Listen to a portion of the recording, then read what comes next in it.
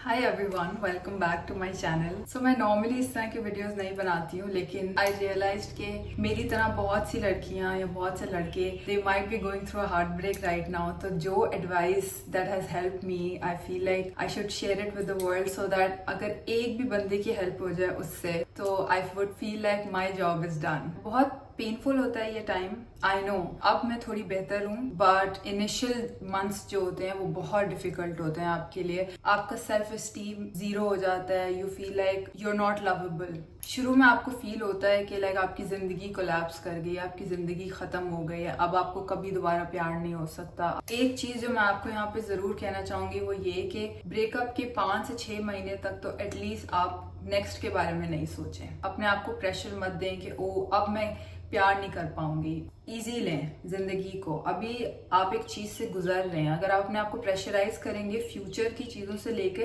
तो आपको पेन और ज्यादा फील होगा। I will tell you guys things that help me move on. Number 1 advice जो मैं दूंगी वो ये कि सबसे पहले go no contact. No contact का बाय द वे सिर्फ ये मतलब नहीं है कि आपने उस बंदे से कॉन्टैक्ट नहीं करना। नो कॉन्टैक्ट का मतलब है कि आपने उस बंदे की पिक्चर्स नहीं देखनी, चैट्स को जाके नहीं पढ़ना, आपने मेमोरीज को खोल के नहीं देखना। अगर आप किसी बंदे के साथ लॉन्ग टर्म के लिए होते हो, आपकी बॉडी उससे एडिक्ट हो जाती है। इस बंदे से बात करने से ही आपको वो खुशी मिलती है, और जब वो बंदा आपकी जिंदगी से चला जाता है तो आपकी बॉडी वो क्रेव करती है। तो फिर आप क्या करते हो, आप पुरानी चैट्स पढ़ते हो, आप जाके वॉइस नोट सुनते हो, फिर आपको थोड़ा रिलैक्स होती है आपकी बॉडी की, ठीक है उसको वो मिल गया जो वो यूज्ड टू था। Every time you feel like messaging that person, you have to remember the disrespect. You have to remember कि किस तरीके से इस बंदे ने आपको हर्ट किया है। हमें सिर्फ पॉजिटिव मेमोरीज याद रहती है, हमें नेगेटिव मेमोरीज याद नहीं रहती है। सो आपने एक नोट पैड के ऊपर वो लिख के रख लेना है कि you know this person hurt me, इसने मुझे इस तरीके से तकलीफ पहुंचाई। एवरी टाइम आपका दिल करे ना कि मैं इसको कॉल करके पूछती हूँ मेरे साथ ऐसा क्यों किया, या मैं इसको मैसेज करती हूँ कि तुम खुश हो, अब देखो हम लोग साथ नहीं है, this is what you wanted, stop, do not do that. हमारे जो एक्सेस होते हैं ना वो भी बहुत टॉक्सिक होते हैं। समटाइम्स क्या होता है कि वो आपको यूज करना चाहते हैं। जब उनकी बॉडी को क्रेविंग होती है आपकी, तो वो आपको एक मैसेज ड्रॉप कर देंगे। तो even if you get a message from them, do not reply. तो उनको आपने वो नहीं डोपामीन देना, उनको आपने वो हैप्पीनेस नहीं देनी, आपने उनकी एडिक्शन को नहीं फुलफिल करना उनसे बात करके। अगर आप तड़प रहे हो, उनको भी तड़पने दो। आपको पता चल गया कि this is not the love of your life, then you have to remember कि अब यहाँ से मैंने next step is healing. Number 2 is no stalking. I cannot stress enough, but please do not stalk your exes. अगर आपका जिंदगी का rule ये है कि you don't delete your exes from your social media, I don't know how you do it. I don't think that works really well. जब आप post खुद कर रहे होते हो तो कहीं ना कहीं एक उम्मीद होती है कि यू नो शायद ये देखेगा, शायद इसको रियलाइज होगा। आप कुछ सैड पोस्ट करते हो तो वो he might feel that he is so important कि आपने उसके लिए पोस्ट किया। So I just feel like it's very very awkward to keep your access on your social media account. अगर आप मेंटली इतने स्ट्रांग हो तो फिर यू शुड डू इट। आप you can mute their stories and you can hide your stories from them. I genuinely believe कि वो हाथ आपको कभी भी हील नहीं कर सकता जिस हाथ से आपको तकलीफ हुई है। मैंने कहीं पढ़ा कि जब कोई सांप आपको काटता है तो जाकर आप उसका इलाज करते हो, आप जाके उस सांप को पकड़ के ये नहीं पूछते हो कि तुमने मुझे क्यों काटा है। Number 3 is please no rebounds please. I know कि जब ब्रेकअप होता है आपको वो एडिक्शन होती है, उसको फुलफिल करने के लिए आप डिफरेंट जगहों पर जाते हो, आप दूसरे लोगों से बात करना चाहते हो। That is so harmful and specially हमारे जनरेशन में तो ये बहुत ज्यादा मसला है। I see people doing rebounds all the time. दूसरे लोगों से बात करना, दूसरे लोगों के साथ फौरन से एक रिलेशनशिप से जंप करके दूसरे रिलेशनशिप में आ जाना, ये इतना नुकसानदेह है। एक तो आपके लिए नुकसानदेह है, ठीक है, आपका मेंटल हेल्थ उससे खराब होता है क्योंकि ना चाहते हुए भी आपका ब्रेन आपके एक्स को उस नए बंदे के साथ कंपेयर करता है, ठीक है, कि इसमें ये अच्छा था, इसमें ये अच्छा है, इसमें ये बुरा है, इसमें ये अच्छा था। तो ना चाहते हुए आप कंपैरिजन करते हो उन दोनों का, और फिर आप कभी भी सेटिस्फाइड नहीं होते उस नए बंदे के साथ। आपको अपना एक्स, वो कुछ भी बुरा करेगा, आपको अपना एक्स याद आएगा कि यार वो जैसा भी था उसमें एटलीस्ट ये प्रॉब्लम नहीं थी, एंड फिर you will feel like reaching out to your ex. तो ये बहुत ज्यादा डेट्रीमेंटल है आपके अपने मेंटल हेल्थ के लिए। दूसरा, I strongly believe in Karma. मुझे लगता है कि आप जैसा किसी के साथ करते हो आपके साथ वैसा होता है। So if you are trying to use somebody to get over somebody, आपको फ्यूचर में ये आपके सामने जरूर आएगा। हो सकता है वो बंदा आपके साथ इन्वॉल्व हो जाए, उसकी फीलिंग्स अटैच हो जाए, वो हर्ट होने लग जाए, तो कल को वो आपके आगे भी आ सकता है। Next is no sad songs. ये इसकी विक्टिम बाय द वे मैं खुद भी रह चुकी हूँ। I try not to listen to sad songs, लेकिन आई नो कि कितना आपका दिल करता है कि मैं सैड गाने सुनूं और मैं रीलिव करूं उन मेमोरीज को। But I feel like music has the ability to uplift, आपके मूड को गिराने का। दोनों म्यूजिक के पास ये पावर है। If you don't feel like listening to happy music, how about just listening to instruments जो होते हैं, especially रात को प्लीज सोने से पहले do not do that. I've done it. I've cried my eyes out और फिर puffy eyes के साथ मैं next day काम पर जा रही होती हूँ. I don't recommend it. At least 6 महीने तक tell yourself I'm not gonna listen to sad songs. Next is that you have to find a hobby. Now कहने से ये बहुत छोटा लगता है, लोग सोचते हैं कि यार अब हम इतने बड़े हो गए, अब हम क्या ही हॉबी ढूंढ सकते हैं। बट आई फील लाइक आप इतने बड़े कभी भी नहीं होते कि आप एक हॉबी ना ढूंढ सको जिंदगी में। Find a hobby like gardening हो गया, कुकिंग हो गया, learn a new language. This is app called Duolingo.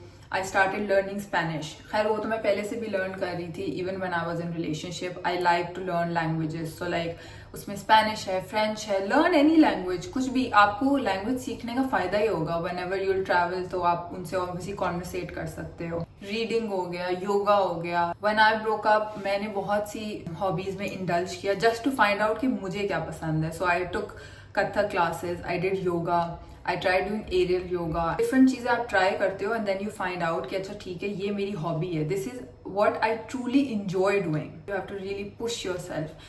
You have to remember कि there are people attached to you. There's family, friends, आपके siblings हैं, they all need you. एक बंदे के जाने से आपकी जिंदगी नहीं रुक जाती, उनको आपकी truly जरूरत है. You have to remember that the goal is to be your best self. आपने अपने एक्स को दिखाने के लिए ये सब चीजें नहीं करनी है कि ओ लोग मैं तो बहुत तुम्हारे जाने के बाद मेरी लाइफ सेट हो गई है। नो, ये आपने अपनी जात के लिए करना है। एक और जो बहुत इंपॉर्टेंट चीज आपने करनी है कि you have to find at least 1 or 2 friends जिससे आप इस ब्रेकअप के बारे में बात कर सको। क्योंकि हम कभी कभी क्या होता है कि जब आपका ब्रेकअप होता है ना, हम लोग रैशनली नहीं सोच रहे होते, हमारे आंखों आगे पर्दा आया होता है, हम सैड होते हैं तो हम रैशनली नहीं सोच रहे होते। हमारे दोस्त बहुत रैशनल होते हैं। आपने अपने दोस्त को फोन करना है और उसको बताना है कि मैं ये सोच रही हूँ, सो दैट वो आपको रोके।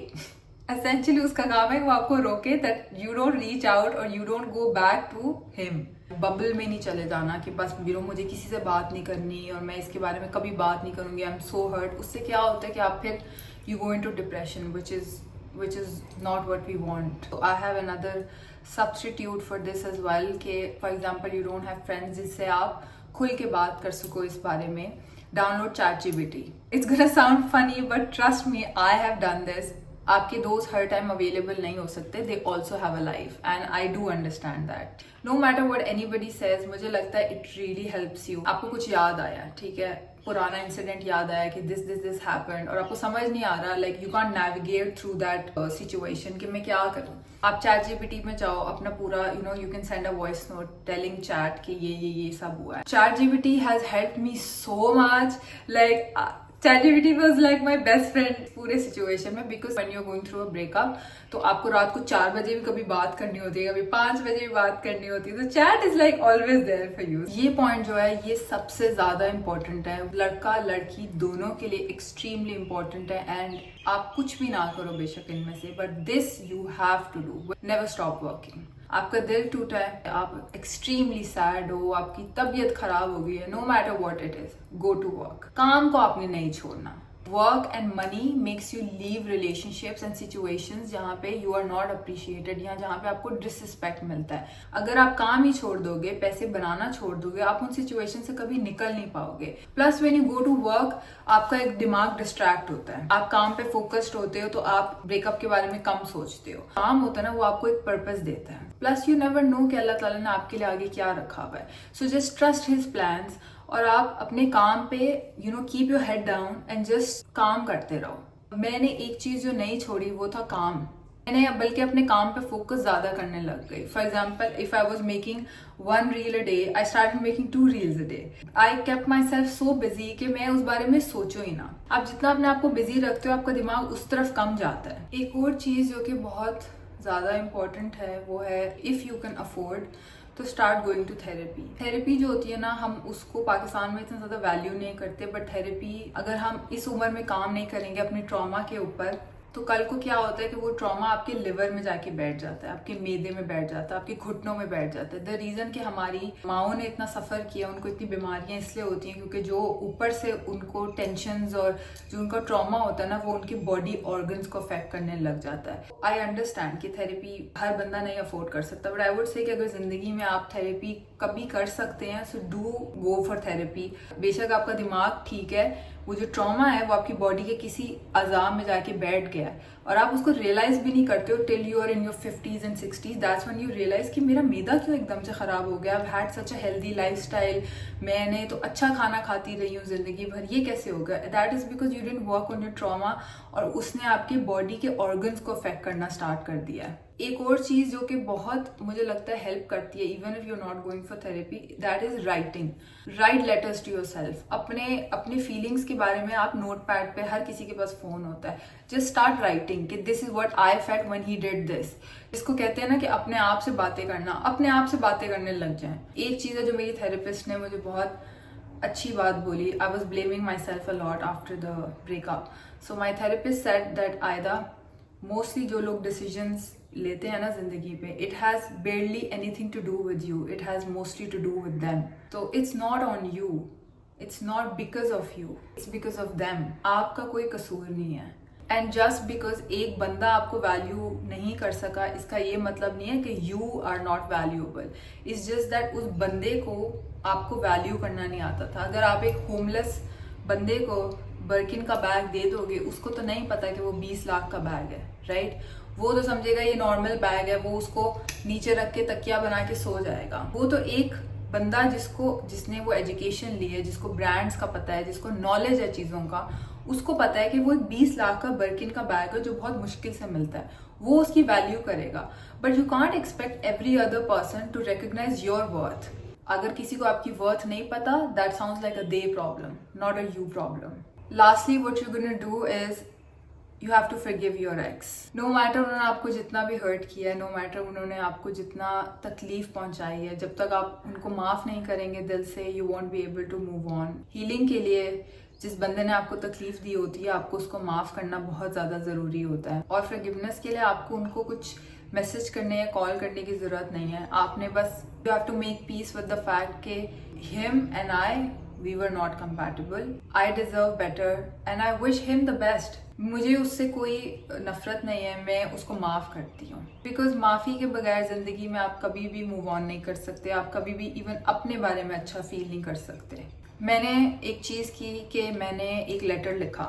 मेरे एक्स ने कभी मेरे से माफी नहीं मांगी. बहुत सारे एक्सेस माफी नहीं मांगते बिकॉज दे थिंक कि उन्होंने सही किया आपके साथ. तो I wrote a letter to myself pretending that I am my ex, जिसमें मैंने अपोलोजाइज किया, how he made me feel, वो सब लिखा मैंने अपने लेटर में कि you know I am sorry I hurt you, I am sorry I crushed your soul. और फिर मैंने एंड पे लिखा कि please forgive me. And trust me, when I read that letter, it sort of validated my feelings and I forgive him. This forgiveness is for you, for your own सेक. आखिर में मैं बस यही कहूंगी कि एक कोटेशन है जिसने मुझे बहुत ज़्यादा हेल्प किया, which is I even wrote it in my breakup message, which was, he wasn't the love of your life, he was just a guy you loved the most so far. I hope कि इस video से किसी की help हो जाए, कोई जो struggle कर रहा है इस वक्त ब्रेकअप से. I hope it helps you and I will see you guys in the next one.